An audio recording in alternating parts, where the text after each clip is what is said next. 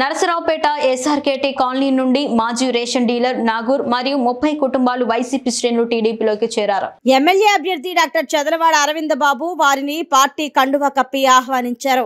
ప్రజాదరణ పొందిన అవినీతి మచ్చలేని నాయకుడు డాక్టర్ చదలవాడ అరవింద్ బాబు సమక్షంలో తెలుగుదేశం పార్టీలోకి వైసీపీ శ్రేణులు చేరుతున్నారు. గోపిరెడ్డిపై విశ్వాసం కోల్పోయిన వైసీపీ కార్యకర్తలు ఒక్కొక్కరిగా కాకుండా అధిక సంఖ్యలో తెలుగుదేశం పార్టీ తీర్థం పుచ్చుకుంటున్నారు.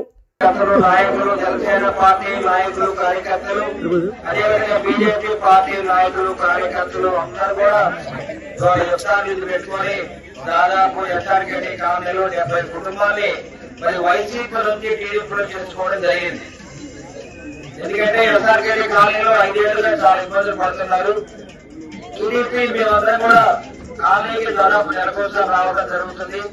మరి వాటర్ ట్యాంక్ లో నీళ్లు కూడా ఇక్కడ పంపిస్తున్నాము. ఇక్కడ ముఖ్యంగా నీటి కొరత ఎక్కువ ఉంది.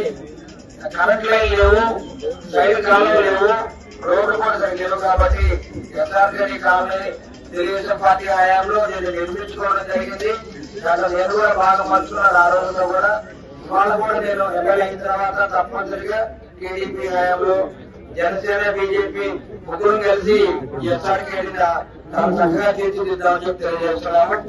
అదేవిధంగా ముఖ్యంగా ఇక్కడ మంచినీటి కొరత ఎక్కువ కాబట్టి మా బ్యాంక్ సంస్థలు మంచినీరు ప్రతి ఇంటికి కొలాయి ఇవ్వడం జరుగుతుంది. 2 కోట్ల మంచినీరు ఇవ్వడం జరుగుతుందని తెలియజేస్తున్నాము.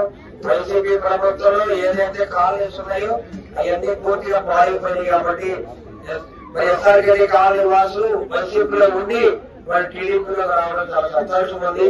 ఇటువంటి కార్యక్రమానికి యాసానపల్లి గ్రామ టీడీపీ పెద్దలు కానీ ఎస్ఆర్కేటీ పెద్దలు ముఖ్యంగా కమలా విజయ్ కుమార్ గారు కానీ మరి చంద్రబాబు గారు సుభాష్ యాదవ్ గారు వీళ్ళందరూ కూడా ఈ కార్యక్రమాన్ని అభివృద్ధి కరంగా చేయడం జరిగింది.